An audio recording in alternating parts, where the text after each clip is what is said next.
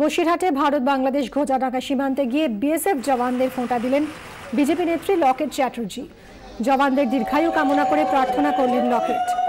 ভারত বাংলাদেশ মৈত্রী সুদৃঢ় করতে 0 পয়েন্টে গিয়ে এক বাংলাদেশি নাগরিককেও ফোঁটা দিলেন।